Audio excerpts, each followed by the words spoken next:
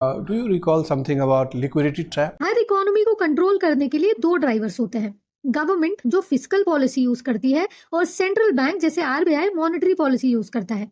पर सोचिए एक ऐसी सिचुएशन जहां सेंट्रल बैंक का सबसे पावरफुल टूल मतलब इंटरेस्ट रेट्स काम करना ही बंद कर दे। इसी इकोनॉमिक नाइटमेयर को कहते हैं लिक्विडिटी ट्रैप। ये concept famous economist John Maynard Keynes ने 1930s की ग्रेट डिप्रेशन के टाइम पर दिया था।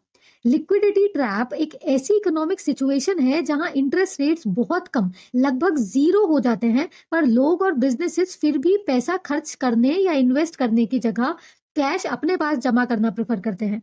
ऐसा होता है तीन मेन रीजन से। डिफ्लेशनरी एक्सपेक्टेशंस, लोगों को लगता है कि आगे चीजों के दाम और गिरेंगे इसलिए वो खर्च करना टाल देते हैं। एक्सट्रीम पेसिमिज्म, एक बड़ी मंदी के बाद कंपनीज नया इन्वेस्टमेंट करने से डरती हैं और लोग नौकरी खोने के डर से पैसा बचाते हैं। इकोनॉमी में कॉन्फिडेंस खत्म हो जाता है।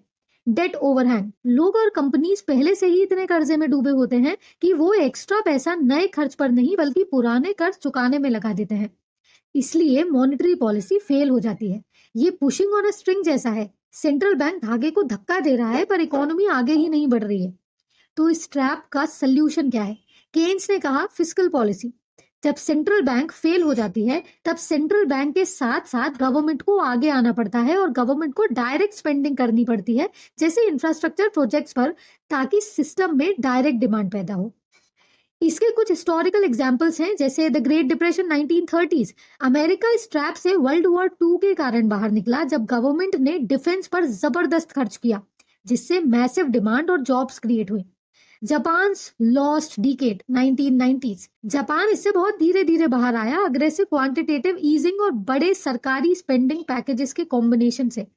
द 2008 ग्लोबल फाइनेंशियल क्राइसिस, इसके बाद यूएसए और यूरोप ने भी मैसिव गवर्नमेंट बेल आउट्स और क्यूई का इस्तेमाल करके अपनी इकोनॉमी को इस ट्रैप से बाहर निकाला। इंडिया ने आज तक क्लासिक लिक्विडिटी ट्रैप फेस नहीं किया है क्योंकि हमारे इंटरेस्ट रेट्स कभी भी जीरो के पास नहीं गए हैं।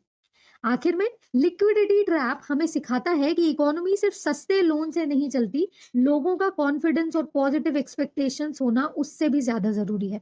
जय हिंद।